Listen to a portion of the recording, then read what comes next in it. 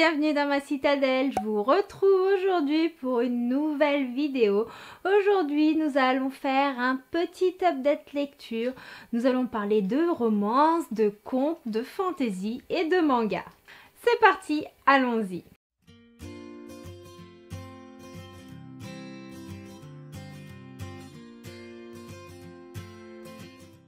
Je vais commencer cette update lecture par Après la tempête de Laura S. Wilde de chez Hugo Collection New Romance. Et donc dans cette histoire, nous allons suivre principalement 3 personnages principaux. Nous allons suivre Ella, Ryan et Austin. Alors il faut savoir que le début de l'histoire commence d'une manière assez poignante. Nous allons suivre Ryan et Austin qui sont 2 frères. 2 frères avec un passé terrible, 2 frères qui ont vécu des choses atroces. Et Ryan, suite à tout ce qui se passe, va prendre en charge son petit frère et va devoir refaire sa vie pour élever un jeune garçon qui est vraiment très jeune par rapport à lui puisqu'ils ont quand même pas mal d'écart d'âge, mais aussi prendre des responsabilités qu'un jeune homme ne devrait jamais avoir à son âge. Et rien que les premiers chapitres m'ont bouleversée suite à tous ces événements. Et en parallèle, nous allons suivre Ella, une jeune femme qui vient de perdre l'amour de sa vie. Une jeune femme qui est dans la souffrance, qui vit un deuil qui est assez terrible et elle n'a qu'une envie, c'est de se venger des personnes qui ont participé à la mort de l'être aimé. Pour cela, elle va tout faire, sachant que c'est une hackeuse de génie, pour infiltrer le gang dont elle pense le chef du gang responsable de la mort de l'amour de sa vie. Sauf qu'elle va arriver à intégrer ce gang, mais rien ne va se passer comme prévu. Et malheureusement pour elle, en fait, tout ce à quoi elle pensait va être bouleversé. Et puis, le chef du gang n'est pas celui qu'elle pensait qui serait. Enfin, le gang en question, c'est un gang qui est vraiment hors norme. C'est pas genre les gangs dont on a l'habitude de voir avec des guerres, des machins. Non, non. En fait, c'est un gang plein de belles valeurs, même si ce qu'ils font n'est pas forcément très louable. Les membres de ce gang, ils ont tous un passé qu'on apprend à connaître, un passé qu'on apprécie. Moi personnellement, j'ai vraiment aimé cette partie de l'histoire puisque dans ce livre, on apprend vraiment beaucoup de choses sur la personnalité de chacun des membres du gang en question. Et du coup, on ne va pas connaître que le passé de nos protagonistes principaux. Et ça, j'ai beaucoup aimé. Donc, nous avons Ryan, qui est, lui, un personnage réfléchi, assez impulsif, mais qui prend vraiment à cœur la sécurité de ses proches. C'est un personnage masculin auquel je me suis attachée. Même s'il fait des choses pas très louables, puisque suite à ce qu'ils ont vécu étant petit avec Austin, il a fait ce qu'il a pu pour survivre à son âge, même si les décisions qu'il a prises ne sont pas forcément les meilleures. Personnellement, je n'ai pu qu'admirer ce personnage qui m'a beaucoup touchée. Ella, j'ai aimé son côté sensible, mais aussi son côté courageux. C'est une jeune femme qui est aussi belle à l'intérieur qu'à l'extérieur. Mais le personnage qui m'a le plus touchée est celui d'Austin. Austin, ce petit garçon qui a fendu mon âme. C'est pas forcément le personnage dont on suit le plus l'histoire. Nous n'avons pas forcément de chapitre écrit de son point de vue, mais pour autant ce personnage, il m'a happée, j'ai été touchée par sa sensibilité, j'ai été touchée par son caractère, par sa volonté, par sa gentillesse, par sa façon de voir les choses, par sa souffrance, par son vécu, même si lui et Ryan, ils ont un peu le même vécu, mais le vécu n'est pas ressenti de la même façon, sachant qu'ils n'ont pas du tout le même âge. Ce livre, je l'ai dévoré en une journée, il est bourré de suspense, il est vraiment prenant, enfin j'ai aimé cette lecture et je ne peux que vous la conseiller, surtout que l'on s'ennuie à aucun moment et il y a vraiment beaucoup de rebondissements. J'ai lu Ce rêve bleu de Twisted Tale, Liz Braswell, publié chez Hachette et Rose. Et comme vous l'aurez deviné, c'est l'histoire d'Aladin, le conte revisité. Et là, la problématique, elle est complètement différente des dessins animés que l'on connaît. Je vais pas vous faire la fonte de vous résumer le dessin animé original. Je vais simplement vous parler de la problématique qui était et si Aladin n'avait jamais eu la lampe du génie et que c'était Jafar qui s'en était emparé. Donc dans l'histoire, nous suivons Aladin, Jasmine, Jafar, le grand vizir, enfin c'est vraiment l'histoire telle qu'on la connaît dans les premiers chapitres. Et puis on en arrive au moment où ils vont dans l'espèce de caverne où Aladin va récupérer la lampe et tout ça pour Jafar. Sauf que Aladin reste coincé dans la caverne, mais Jafar a récupéré la lampe et le génie. Donc, sachant que Jafar est un personnage assez malveillant, vous imaginez très bien que forcément ça va bouleverser tout le cours de l'histoire. Et donc que Jafar va utiliser le génie à sa façon, qui est d'une manière pas très honnête, qui est assez égoïste, et que donc forcément tout ce qui se passe va être différent. C'est différent, mais pour autant je n'ai pas été surprise dans cette histoire, je n'ai pas eu de suspense. Après je pense que honnêtement l'histoire est très bien écrite. Le schéma narratif est très intéressant, surtout qu'en plus on a des points de vue de différents protagonistes et j'ai beaucoup aimé cela. Mais je pense que je ne fais peut-être plus partie du public adapté pour cette lecture là. Je pense que c'est vraiment une lecture pour un public de 10-16 ans à peu près. Après on voit l'histoire complètement différemment. Moi j'imaginais vraiment un twist beaucoup plus gros, beaucoup plus surprenant, et là la surprise elle n'a pas vraiment été là. Après les personnages eux sont très bien développés, on voit Jasmine d'une manière assez différente, on apprend à mieux la connaître, enfin là-dessus il n'y a vraiment pas de souci. Aladin ça reste le personnage tel qu'il est, même s'il vole, on sait qu'il vole par bien-être et par nécessité, qu'il vole pas pour le plaisir de voler. Enfin Aladin reste un personnage intègre. Après on apprend à mieux connaître Jafar. J'ai bien aimé, c'est qu'on en apprend un peu plus sur les djinns, les génies, leur histoire. Ça par contre on l'avait pas dans l'histoire initiale du dessin animé. Après je connais pas le conte initial, mais moi je me base par rapport au Disney. Et donc ça j'ai bien aimé le fait que du coup le génie, comme il était moins proche d'Aladin, il était plus proche de certains autres protagonistes, donc forcément la relation était différente, donc ça aussi c'était un côté assez sympathique. Après j'ai bien aimé aussi la partie magie. On voit que même si on peut faire des vœux, même si on a de la magie, on peut pas tout avoir, que même si y a je sais pas de l'argent qui tombe du ciel, et ça ne résout pas tous les problèmes, puisque oui certes même si on peut avoir de l'argent facilement, le fait d'avoir de l'argent facilement crée d'autres problématiques. Donc toutes ces problématiques là c'est des thématiques qui sont très intéressantes, qui portent à réflexion. Donc oui, le livre en soi est vraiment très bien, mais je pense que moi je n'ai pas été embarquée dans cette histoire tout simplement parce que je ne suis plus du tout le bon public, que je m'attendais vraiment à des révélations qui me laissent pantoise, et là les révélations, j'ai pas du tout été surprise, la fin ne m'a pas du tout surprise.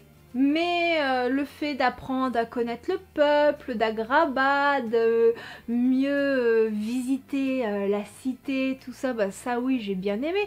J'ai passé quand même un très bon moment avec cette lecture, mais c'est pas la lecture de l'année. Après dans les Twisted Tales, pour l'instant le seul qui ne m'a pas déçu, sachant que je n'en ai lu que 3, c'est l'Histoire éternelle, qui est de Lise Braswell, toujours donc chez Hachette et Rose, et l'Histoire éternelle ne m'avait pas déçue puisqu'en fait les révélations étaient telles quelles que j'étais pantoise, et la fin elle m'avait laissé scotcher, et du coup j'en attendais un peu pareil de celui-ci, mais malheureusement ce n'est pas le cas. Il est temps de vous parler d'un livre, d'un méga livre, d'un supra coup de cœur, d'un méga coup de foudre. Il s'agit bien entendu du tome 2 de Sœurs de sang, feu sacré de Niki Popreto, publié chez les éditions Lumen. Et comment vous dire que si j'ai adoré le tome 1, le tome 2 l'a surpassé. Alors, pour ceux qui souhaitent plus d'informations sur le tome 1, je vous mets tout ça dans le petit i pour éviter tout risque de spoil. J'en ai parlé déjà de multiples fois sur la chaîne de cette saga. J'ai hâte de lire le tome 3 qui n'est pas encore sorti. Je n'ai pas la date de sortie française puisque pour l'instant elle n'existe pas encore. Et franchement, l'attente va être très très dure. Donc, vous voyez, c'est un beau pavé. Il fait presque 800 pages et je les ai dévorés en moins de 24 heures. Donc ça dit à quel point j'ai aimé ce livre, ça dit à quel point, même si c'est un univers de fantasy, l'histoire elle se lit vraiment facilement, les pages elles défilent toutes seules, on s'ennuie en aucun cas. Dans le premier opus, on pouvait reprocher quelques longueurs à l'histoire. Quelques longueurs puisque nous sommes dans un univers de fantasy très développé avec des phénix qui est la créature magique principale abordée dans ce tome, mais il y a également d'autres créatures, il n'y a pas que les phénix. Nous avons divers clans, nous avons des guerres de royaumes, des guerres passées, des anciennes divinités, nous avons vraiment tout un univers qui se met en place et c'est pour ça qu'il y a des longueurs dans le tome 1. Mais même s'il y a beaucoup de personnages, nous en suivons que quelques-uns, ce qui fait que l'histoire reste très facile à suivre. Donc nous suivons principalement Veronica, Val, qui sont les deux sœurs dont l'histoire se déroule dans les deux tomes, mais nous suivons aussi Sève, qui est un soldat de l'armée de l'Empire, et Tristan, qui est lui un des dresseurs de phénix d'un clan retranché. J'essaie de pas trop vous en dire tout en vous en disant assez pour ne pas vous spoiler si jamais vous n'avez pas découvert le tome 1. Donc voilà pourquoi le tome 1 est long à se mettre en place, mais tout est facilement compréhensible. Je dirais que c'est un livre qui est assez accessible à partir de 16 ans. Donc niveau fantasy, c'est plutôt pas mal. Nous avons un langage magique, mais nous avons tout un vocabulaire. D'ailleurs, j'apprécie dans le livre, c'est qu'à la fin, on a vraiment un historique sur les anciens rois, les divinités. Nous avons un historique qui explique aussi, enfin plutôt un lexique qui explique le vocabulaire adapté à tout ce qui concerne la magie, les pouvoirs, les relations entre les différentes créatures. Il y a vraiment beaucoup de choses qui s'expliquent et le tome 1 nous avait laissé sur des révélations qui étaient juste waouh. Moi personnellement, quand j'ai eu ces révélations dans le tome 1, attendre la sortie du tome 2 était vraiment une véritable torture. Quand je l'ai reçu, j'ai pas attaqué la lecture tout de suite puisque j'avais pas le temps et que j'avais d'autres lectures qui étaient prioritaires, notamment avec les services presse. Mais dans ce tome 2, comme l'univers est mis en place, en fait il n'y a pas de longueur comme je vous disais. Les révélations continuent de s'enchaîner et en fait elles se développent. Mais elle se développe pas encore suffisamment puisqu'on a toujours envie d'en savoir plus. Et nos deux protagonistes principales, qui sont quand même Val et Veronica, elles ont une histoire qui est alléchante, qui rend vraiment curieux. On a envie d'en savoir beaucoup plus sur elles, sur leur passé, sur leur famille. Et tout ce qu'on apprend petite goutte par petite goutte, c'est jamais suffisant. On a toujours envie d'en savoir plus, de pinailler à droite et à gauche le moindre grain d'information. Si je pouvais prendre toutes les informations et faire un puzzle pour connaître leur histoire entièrement maintenant, je le ferais. Et j'ai aussi beaucoup mieux compris dans cette histoire l'implication de certains protagonistes, dont le personnage de Sève, qui est un personnage de l'Empire. Je pourrais développer un peu plus sur ce personnage, mais je le ferai pas, puisque si on comprend pas trop son implication dans le tome 1, c'est assez important, et ça on le comprend vraiment dans ce tome 2. Et là, en comprenant son implication, le personnage n'est que plus intéressant, n'est que plus intriguant. Il y a des personnages qui voyagent avec lui, comme Ked, où par moments on a son point de vue dans la lecture qui est lui aussi très intriguant et qu'on comprend également beaucoup mieux dans ce tome. Donc ça, c'était vraiment un plaisir puisque c'était des points qui étaient un peu négatifs dans le tome 1 et là, ça rend ce tome 2 deux fois plus positif. Les personnages entre eux, ils interagissent vraiment beaucoup plus que dans le tome 1, donc on les comprend. Le commandant du clan de dresseurs de phénix était très mystérieux dans le tome 1, on le comprenait pas. On se disait mais pour qui il se prend, pourquoi il voit les choses comme ça. Et plus on va dans les révélations, plus on en apprend sur l'histoire du pays, sur l'histoire des protagonistes, et plus on comprend le comportement de certains de ces personnages, plus on comprend leur implication, et plus on a de la sympathie pour eux, ou plus on les déteste. Tout dépend de quel côté on se positionne. On découvre aussi beaucoup plus du coup le royaume, vu qu'on en apprend sur l'histoire, on en apprend sur les différents villages, on comprend les villages qui ont vécu les différentes guerres, on comprend aussi dans quelle impasse ils se trouvent entre les différents camps, on comprend aussi ce que ça fait quand on est dans un village où nous on n'y est pour rien et on subit tout ce qui se passe à côté du point de vue politique et tout ça. Enfin moi ça m'a beaucoup touché, les villageois, on ne peut pas les détester, même si ils ont certaines idées sur certaines choses, ces idées elles se comprennent, puisque si on se met à leur place, forcément l'empathie que l'on ressent n'est pas la même que quand on est à la place de ceux qui sont en train de guerroyer. On en apprend aussi beaucoup plus sur les langues anciennes, à quoi servent ces langues anciennes, leurs origines, sur les origines de la magie. Enfin ce tome c'est une mine de révélations, c'est une mine d'informations. Je pourrais vous en parler pendant des heures et des heures, mais je peux pas non plus trop vous en parler sans évoquer l'histoire du tome 1.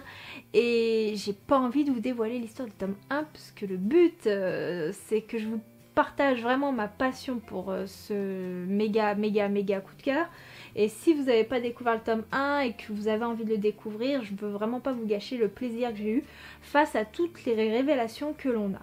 Alors, comme je vous dis, le tome 1 comporte des longueurs, mais ces longueurs, elles en valent vraiment la peine. Et une fois que toutes ces longueurs sont passées, c'est juste incroyable. Les relations entre les différents protagonistes, elle est incroyable. Que ce soit les relations entre les dresseurs de Phénix, Val et Véronica, l'Empire, enfin tout est incroyable. Et cette saga, c'est vraiment une pépite, c'est une mine d'or et c'est une très très belle découverte. Je dirais que c'est ma plus belle découverte de cette année 2020. Il y a peu de temps, j'ai découvert un manga qui est sorti il y a quand même quelques temps, Bright Story de Kaoru, c'est comme ça que ça se dit, Wimori, des éditions Kiun, qui est un seinen. Et ce manga que j'ai trouvé à la librairie est une pépite. Ce manga m'a beaucoup surprise, même si je vous avoue que j'ai été attirée par les graphismes. Les graphismes, ils sont vraiment précis, détaillés. Moi, j'ai été vraiment subjuguée par la qualité graphique. Et du coup, ça m'a donné vraiment envie de découvrir cela. Mais l'histoire me laissait un petit peu pantoise et j'avais peur de ce que j'en penserais. Tout simplement puisque nous sommes en Asie centrale dans cette histoire-là. Donc déjà, c'est un univers que je connais pas trop. Je sais pas trop quand est-ce que se situe l'histoire dans le tome 1, mais dans le tome 2, on apprend que c'est aux alentours du XIIe siècle, donc c'est assez historique. Je pourrais pas vous donner une date précise, mais c'est vraiment dans ces eaux-là, avec tout ce qui est colonisation, tout ça, et il se passe vraiment beaucoup de choses. Et donc dans cette histoire, nous allons suivre différents clans d'Asie centrale, de différentes cultures si vous voulez. Il n'y a pas forcément que des Asiatiques, il y a aussi des Turcs, enfin voilà. Et donc dans cette histoire, nous allons suivre la jeune Amir, qui est une jeune femme de 20 ans, qui va devoir quitter son clan pour aller épouser Karluk, d'un clan autre qui se trouve toujours en Asie centrale, mais qui est son cadet de 8 ans. Je crois que lui, il a 12 ans dans l'histoire, si je vous dis pas de bêtises, et si je suis pas trop nulle en calcul mental, ce qui est souvent le cas. Donc comme je vous ai dit, en fait, ce côté de l'histoire, ça m'a un petit peu rebutée, puisque bon, c'est vrai que une jeune femme majeure et un enfant mineur, voilà, hein. Mais après, il faut pas oublier que nous sommes dans un contexte historique, qu'on n'avait vraiment pas le même point de vue sur les choses à cette époque-là. et que du coup le mariage n'était pas du tout le même. Amir à l'époque c'était une vieille fille pour se marier et Karluk était vraiment considéré comme un homme si on met les choses vraiment dans le contexte de l'époque et dans le contexte historique. Donc c'est vraiment ça qui m'a un petit peu bloquée au début, et puis quand j'ai commencé à voir l'histoire, à être embarquée dans le récit, bah en fait ça ne m'a pas du tout dérangée puisque du coup je me suis imprégnée de ce contexte là. Et puis la relation entre Amir et Karluk, elle est saine, elle est vraiment pas malsaine, c'est pas une relation d'inceste, une relation où vraiment il y a un adulte qui abuse d'un enfant, pas du tout. Donc finalement, mes craintes n'ont pas été mises en œuvre. Donc comme je vous ai dit, on a une qualité graphique incroyable, surtout à travers les détails. Nous avons des broderies, nous avons vraiment de belles choses. Je vais essayer de vous montrer comme ça à la caméra. Est-ce que la mise au point se fait? Je l'espère. Et donc la broderie, les détails, ils sont vraiment magnifiques. Et moi franchement j'étais pantoise, j'ai pris du temps à lire ce manga qui se dévore très très rapidement, mais simplement pour admirer la qualité graphique. D'ailleurs, si vous avez vu mes chroniques sur Instagram, je vous en ai mis des extraits de ces qualités graphiques. Et vous pouvez retrouver toutes les chroniques sur mon blog et le lien est en barre de description. Donc je vous montre un petit peu à quoi ressemblent les graphiques. Voilà. Je suis désolée, je vous fais pas des plans plus jolis parce que je suis encore un peu tordue. J'enlève un peu la minerve parce que je peux l'enlever un peu maintenant. Mais porter, c'est pas encore une bonne idée et donc j'évite de trop bouger la caméra pour éviter de me faire mal. Donc en fait dans cette histoire, on est propulsé du coup dans l'histoire d'Amir qui arrive dans ce nouveau clan, qui rencontre son époux, et en fait ce clan il est attachant, les personnages ils sont juste géniaux, ils ont tous une petite particularité, un petit côté de folie que j'ai beaucoup aimé. Amir c'est une jeune femme surprenante, une jeune femme forte, une jeune femme vraiment différente de ce qu'on attend d'une femme de l'époque en fait. C'est une femme qui est assez moderne pour la période de l'histoire à laquelle on se trouve et j'ai beaucoup aimé cela. La relation du coup entre Karluk et elle est particulière, mais j'ai aimé puisqu'en fait il n'y a pas forcément de rapprochement physique malgré qu'ils soient mariés et femmes, et du coup finalement ça m'a pas dérangé. Mais il faut savoir que la plus grosse problématique de cette histoire c'est que le clan d'Amir il est un peu particulier et finalement, même si Amir et Karluk ils sont mariés, ils vont vouloir tout faire pour dissoudre le mariage puisqu'ils ont appris que la personne d'un clan qui leur apporterait plus d'avantages a besoin d'une femme et ça va créer beaucoup de dissensions entre les divers clans. Donc le tome 1 était assez introductif, et était vraiment histoire en œuvre, et ce tome 2 était beaucoup plus riche en action. La diversité, les personnages et tout ça, ils étaient vraiment géniaux. J'ai beaucoup aimé ce tome 2 parce qu'on en apprend beaucoup sur les coutumes d'Asie centrale et les coutumes des divers peuples en fait, particulièrement du clan où se trouve Amir et Karluk. Donc ça j'ai bien aimé, j'ai pris beaucoup de plaisir à découvrir cela. Les costumes sont juste sublimes, comme je vous ai dit, la qualité graphique, surtout dans les costumes, elle est vraiment... Enfin, personnellement, j'ai pas de mots, elle est belle, elle est bien travaillée, j'ai l'impression de voir limite de la dentelle en vrai, c'est un travail de précision, c'est un trait fin, enfin, j'ai beaucoup aimé ça, enfin, il n'y a pas de mots à part dire que j'ai aimé. J'ai beaucoup aimé en apprendre sur les modes de vie, les modes de chasse, sachant que finalement d'un clan à l'autre, bah, tout ça est différent. Et nous avons des références à l'Europe qui essaie de se faire sa petite place en Asie, donc ces petites touches historiques sont très très intéressantes. Et j'ai beaucoup aimé surtout la postface de ce manga. Pourquoi je vous parle de la postface? Tout simplement puisque Kaoru Mori, elle nous donne beaucoup d'indications sur les clans, les mariages, là où l'histoire va évoluer, comment les choses vont se mettre en œuvre. Elle nous donne des explications pour qu'on comprenne mieux certains événements du coup de l'histoire. et j'ai trouvé ça vraiment très intéressant et très intriguant. Voilà, c'est tout pour cette update lecture, j'espère qu'il vous aura plu. J'ai essayé d'être le plus clair possible sans vous spoiler comme d'habitude. Moi j'ai été ravie de vous le tourner, mis à part une petite déception, c'est vraiment un update où j'ai fait de magnifiques découvertes. C'est un update lecture où j'ai pris beaucoup de plaisir à lire chacun des livres. J'espère que vous, si vous les avez lus, vous les avez autant appréciés que moi. Si vous ne les avez pas lus, dites-moi en commentaire s'il y en a un qui vous tente. N'hésitez pas à me parler aussi de vos dernières lectures. L'espace des commentaires est fait pour que l'on échange tous ensemble. C'est d'ailleurs la partie que je préfère. Je vous fais de très gros bisous, je vous souhaite de très bonnes lectures et je vous dis à bientôt. Ciao ciao!